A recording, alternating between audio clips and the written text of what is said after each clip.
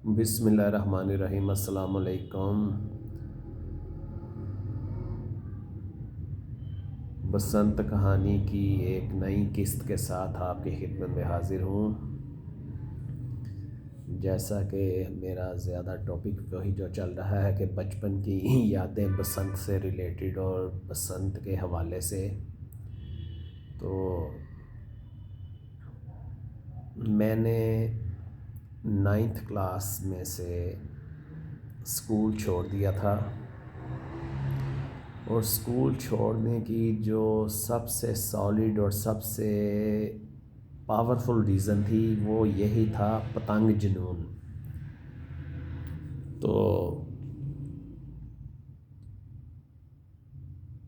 घर में ही रहता था, तो वालिद साहब ने किसी जानने वाले के हवाले से मुझे आज़म क्लॉथ मार्केट में एक कपड़े की दुकान पर भेज दिया कि इस तरह से ये थोड़ा बहुत काम भी सीख जाएगा और फ्यूचर में कोई अपनी शॉप वगैरह भी कर लेगा।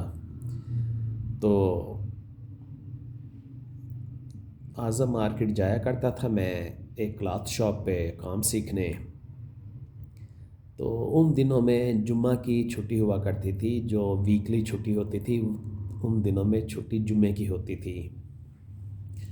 तो जुम्मे रात को वीकेंड पे शॉप से मुझे 50 रुपये पॉकेट मनी मिला करती थी, जिसको हम लोग अपनी ज़ुबान में कहते हैं कि हफ्ता का खर्चा। तो वो 50 रुपये भी जो थे वो सारे के सारे गुड्डी डोर पे ही खर्च हो जाते थे। तो मैंने जब नाइन्थ क्लास में था मैं, तो मैंने घर में बहुत ज़िद करके तो ईगल की साइकिल ली थी कि मुझसे स्कूल पैदल नहीं जाया जाता, मुझे साइकिल लेकर दें। तो वो वालिद साहब नहीं मानते थे, लेकिन मैंने ज़िद करके किसी न किसी तरह से वो साइकिल ले ली। तो वो उसी साइकिल पर मैं आज़म क्लॉथ मार्केट जाया करता था, और उसका तरीक़ाकार ये होता था कि जब मैं वहाँ पर जाता था तो आज़म क्लॉथ मार्केट के बाहर साइकिल स्टैंड होता था, तो वहाँ पर साइकिल खड़ी कर देता था, और रात को जब शॉप बंद होती थी तो बाइक पे साइकिल पे ही घर आ जाया करता था। तो वो एक जुमेरात थी, तो जब वो दुकान से बाहर निकला और मुझे 50 रुपये मिले, तो आज़म मार्केट बहुत तंग तंग और बारीक सी गलियों पर मुश्तमिल है, तो वहाँ पर अंदर आपको सही तरह से पता नहीं चलता कि बाहर का मौसम कैसा है। तो रूटीन ये होती थी कि हर जुमेरात को जो पैसे मिलते थे, तो वहाँ पर छोटा मुफ्ती बाकर में और अकबरी मंडी में बहुत सारी गुड्डी डोर की दुकानें होती थी। तो वहाँ से हम तंदी वाले गुड्डे, और वज़ीर हाँ मस्जिद के सामने बिल्कुल तंदी वाली दुकानें होती थी, तो वहाँ पर से तंदी की गुच्छियाँ लिया करते थे। तो मैं जैसे ही मार्केट से बाहर निकला, तो शाम का 7:30 पौने 8 बजे का टाइम था, और बहुत शानदार हवा चल रही थी। यानी कि मार्केट के अंदर आपको नहीं पता चलता था, लेकिन बाहर ये अंदाज़ा हो रहा था कि आज बड़ी शानदार हवा चल रही है और गुड्डों की बहुत ज़्यादा गेम होगी।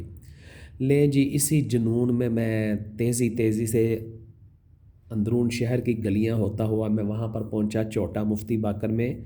वहाँ पर उस्ताद अल्ताफ़ खां साहब की दुकान के करीब ही एक कटरा है। तो वो कटरे के बाहर एक बाबा जी गुड्डे बनाया करते थे पौने साइज़ के, जर्मनी पेपर में। तो वो उन दिनों में गुड्डा वो मिलता था 5 रुपये का, लखनऊ काट। वो डोर से पेचा लगाने के काम भी आ जाता था, और वो तंदी के लिए भी बहुत ही बेहतरीन गुड्डा होता था। तो जल्दी जल्दी में वहाँ से 6 गुड्डे लिए और 20 रुपये रख लिए कि चलो काम आ जाएंगे। अच्छा, वो जुनून की और पागलपन की ये इंतहा थी कि जब मैं वहाँ से वापस भागा भागा आया, तो वो वज़ीर हाँ मस्जिद के बाहर ही टांगों का ज़माना था, तो टांगे वाला आवाज़ लगा रहा था, इक्को सवारी शाद बाग, इक्को सवारी शाद बाग। मैंने आओ देखना था, मुझे जल्दी थी कि किसी तरह से घर पहुंचूं। डाको डाक मैं टांगे पे बैठा और चल पड़े। ले जी को वहाँ से वज़ीर हाँ मस्जिद से हमारे घर तक का कोई फ़ासला 20 से 25 मिनट का था। तो ट्रैफिक फंस जाए तो कोई 10 मिनट ऊपर लग जाया करते थे, यानी कि ये आप समझ लें कि आधे घंटे में हम अपने इलाका में शाद बाग पहुँच जाया करते थे। तो मैं शाद बाग चौक में उतरा और तेज़ी से घर की तरफ भागा कि जाकर जल्दी से गुड्डों को तना में डालूँ, खाना खाऊँ और छत पर चला जाऊँ। तो जैसे ही घर के दरवाजे के पास पहुंचा अपने, तो एकदम से मुझे याद है मैं तो अपनी साइकिल वहाँ पे भूल गया हूँ। और वो दिमाग पर इस कदर समझे कि इस गुड्डी डोर का जुनून था कि जोश में मैं ये भी भूल चुका कि मैं तो घर साइकिल पे जाता हूँ मार्केट और साइकिल पे ही आता हूँ। तो आज मुझे क्या हो गया, ले जी मैंने वो छः के छः गुड्डे जल्दी से घर का गेट भी नहीं खोला, ऊपर दीवार से अंदर सहन में फेंक के और वापस भागा कि किसी तरह आज़म मार्केट पहुंच जा। नहीं तो वो तो मेरी 800 रुपये के करीब साइकिल थी, तो मुझे तो 800 रुपये का टीका लग गया। तो मैं जब वापस पहुंचा तो वो एक चौक से शाद बाग से दिल्ली गेट की तरफ टांगे जाया करते थे और दिल्ली गेट से शाद बाग को टांगे आया करते। अब मसला ये था कि मार्केटें बंद हो रही थी, वहाँ से तो टांगे बहुत जल्दी जल्दी भरकर आ रहे थे हमारे एरिया में, लेकिन यहाँ से उधर टांगा जाने के लिए, टांगे को बढ़ने के लिए भी कोई 20 से 25 मिनट चाहिए होते थे। तो मैं वो टांगे की पिछली सीट पे बैठा हूँ, हर 2 मिनट बाद कोचमैन को कह रहा हूँ भाई जल्दी कर दे यार, भाई जल्दी कर दे। वो एकदम से उसको गुस्सा चढ़ गया, वो छांटा निकाल के कहने को तेनू इन्नी अग लगी है ते 12 रुपये दे दे ते सालम टांगा करा के लगा, चल तू की खप पई है, चल हेठा उतर मेरे टांगे तो। अब मैं उसे क्या बताऊं कि मेरे साथ क्या स्टोरी हो चुकी है और क्या हाथ हो गया है मेरे साथ। बहरहाल मैं रोनी सी सूरत बनाकर बैठा रहा और खुदा खुदा करके वो 2-3 सवारियाँ आई, तो जब 4 सवारियाँ हुई तो वो टांगा वहाँ रवाना हुआ दिल्ली गेट के लिए। दिल्ली गेट से उतरा और भागा भागा, एज उस वक्त 15-16 साल के करीब थी। तो ज़रा ये ऐसी एज होती है कि आपको थकावट नाम की चीज़ भी नहीं होती। वो मुझे आधा किलोमीटर के करीब भागना पड़ा। हुआ मैं भागता भागता जब मैं वहाँ पाकिस्तान क्लॉथ मार्केट के बाहर पहुंचा, उस पे साइकिल स्टैंड पे, तो मेरी तो जान निकल गई वहाँ पर। तो बंदा ना बंदे की ज़ात, मैंने कहा लें जी 800 का टीका लग गया मुझे।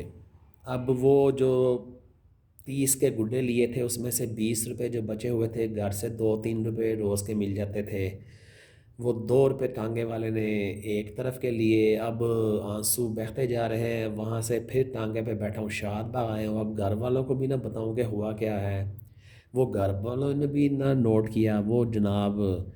अब गुड्डा उड़ाऊँ तो ध्यान साइकिल की तरफ, गुड्डे को दाएं तरफ लेके जाना चाहता हूँ तो गुड्डा बाएं तरफ जा रहा है। यानी कि वो जब आपका दिमाग और आपके हाथ आउट ऑफ कंट्रोल हो तो फिर ऐसे ही होता है। वो जुम्मा मेरी पतंगबाजी की हिस्ट्री का सबसे उदास और सबसे परेशान कुन जुम्मा था कि गुड्डियाँ भी उड़ रही थीं, लेकिन मेरा दिमाग साइकिल पे अटका हुआ था। खुदा खुदा करके हफ्ते का दिन आया, दुकान पे गया तो उस्ताद साहब मुझे पंजाबी में कहने लगे कि गल है अज बड़ी रोन वाली शक्ल बनाई हो।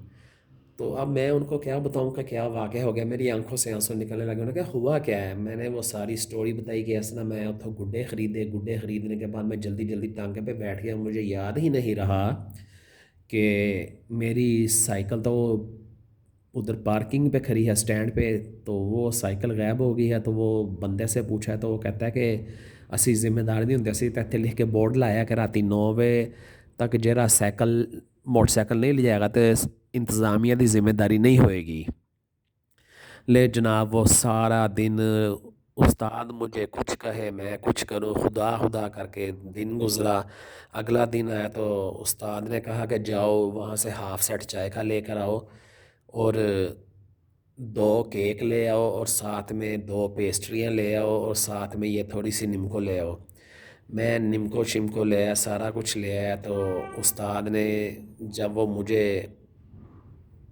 महीने की तनख्वाह देनी थी तो उसने ना उसमें से कोई 50 रुपये कम दे रहा है मुझे। तो मैंने कहा कि आप ये क्या कर रहे हैं। तो कहने लगा बस 50 रुपये तेरे कटे गए। मैंने कहा जी किस चीज़ के कटे गए, मेरे 50 रुपये किस चीज़ के आप काट रहे हैं। तो उन्होंने कहा उन्हें तेन दसने नहीं जी। वो बाहर लेके गया, वो साइकिल स्टैंड वाला उनका जानने वाला था, उसने साइकिल उठा के ना एक जहाँ पे कपड़े की पैकिंग होती है, पैकिंग खाता, वहाँ पर फेंक दी थी। उन्होंने वहाँ से वो कपड़े के थानों के बंडलों के पीछे से साइकिल निकाली, मुझे साइकिल मिली। वो 50 रुपये उसने मेरी तनख्वाह में से काट लिए। अब मैं साइकिल को भूल के मुझे 50 रुपये का रोना पड़ गया कि 50 रुपये के तो 10 गुड्डे आ जाने थे, तो ये मेरे साथ हुआ क्या। ले जिया मैं फिर वो बुरी सी शक्ल बनाकर घर आ रहा हूँ। घर आते साथ ही मैंने वो बोलना शुरू कर दिया कि मेरे उस्ताद ने मेरे साथ ये किया है, मैंने आइंदा से काम पर नहीं जाना। तो वो घर वालों ने ज़बरदस्ती डांट डपट के अगले दिन फिर दुकान पे भेजा। दुकान पे गया तो जब शॉप बंद होने लगी थी रात को, तो मेरे उस्ताद ने आराम से 50 रुपये मेरे हाथ में पकड़ा दिए। तो वो मेरी खुशी का कोई ठिकाना नहीं था, और मैंने उस 50 रुपये के भी 10 गुड्डे वहाँ से जर्मनी के लिए और साइकिल पर जूमता लहराता हुआ घर आ गया। तो ये ज़िंदगी के बड़े नाकाबिले फरामोश वाक़े होते हैं। हालांकि ये एक बहुत कोई इतना बड़ा नहीं थी बात, लेकिन इसमें चूँकि पतंगबाजी का जुनून और वो एलिमेंट था, तो इसलिए ये मेरे लिए बहुत ख़ासुल ख़ास वाक़या हो गया। तो आप लोग जब ये सुनेंगे बात तो मुझे बताइएगा कि आपको कैसा लगा ये वाक़या, और क्या आप में से कभी किसी के साथ ऐसा हुआ है कि पतंग गुड्डी के जुनून में आप अपनी कोई चीज़ ही कहीं भूल आए हों। तो मुझे कमेंट में ज़रूर बताइएगा। आपका जवाब का और आपके कमेंट का इंतज़ार रहेगा। तो अब मुझे इजाज़त दीजिए। अल्लाह हाफिज़।